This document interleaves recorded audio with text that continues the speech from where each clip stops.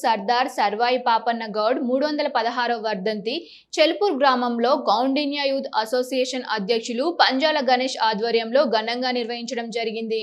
ఈ కార్యక్రమంలో చెల్పూరి సర్పంచ్ వంతడపుల కస్తూరి, సాలపల్లి ఇందిరానగర్ సర్పంచ్ కోడిగూటి ప్రవీణ్, చెల్పూరి ఉప సర్పంచి నేరెల శ్రీనివాస్ గౌడ్, చెల్పూరి మాజీ సర్పంచులు నేరెల మహేందర్ గౌడ్, పొలంపల్లి శ్రీనివాస్ రెడ్డి, చెల్పూరి పాలకవర్గ సభ్యులు మరియు కౌండిన్య యూత్ అసోసియేషన్ పాలకవర్గ సభ్యులు, చెల్పూరి అన్ని కులాల గ్రామస్తులు పాల్గొన్నారు। రోజు మనం ఒక గొప్ప వీరుడు, శూరుడు, ధైర్యశాలి అలాంటి ఒక సర్దార్ పాపన్న గారి వర్ధంతి ఈరోజు జరుపుకోవడం, ఆయన జీవిత చరిత్ర గురించి మనం ఈరోజు స్మరించుకోవడం గర్వదాయకం।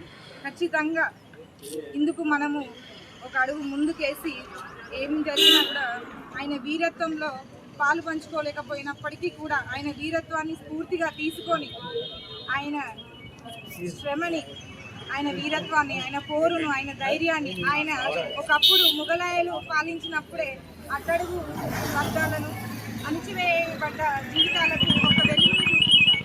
అలాంటి చూపించిన వ్యక్తి, ఆ వెలుగులో మనము ఇప్పటికీ కొంతమంది చీకటిలోనే దాగున్నాం।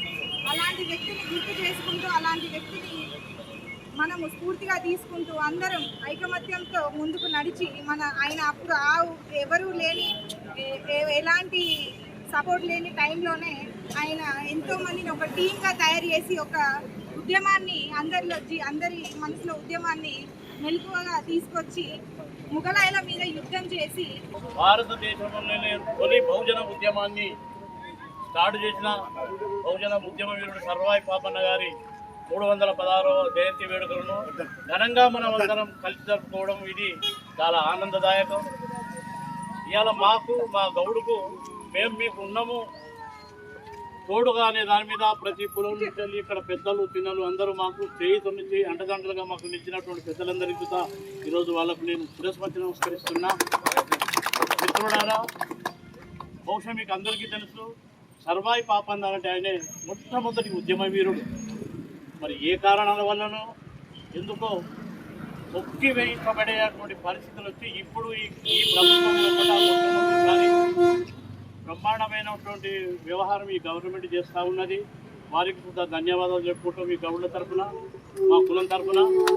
సర్వాయి పాపన్న గౌడ్ గారి వర్ధంతిని జ్ఞాపకం చేసుకుంటూ ఈ కార్యక్రమాన్ని ఏర్పాటు చేసిన నిర్వాహకులకి, వచ్చిన సర్పంచ్ గారికి, వార్డు మెంబర్లకి, ఉప సర్పంచ్లకి, గ్రామ పెద్దలకి, గౌడన్నలకి అందరికీ నా నమస్కారం।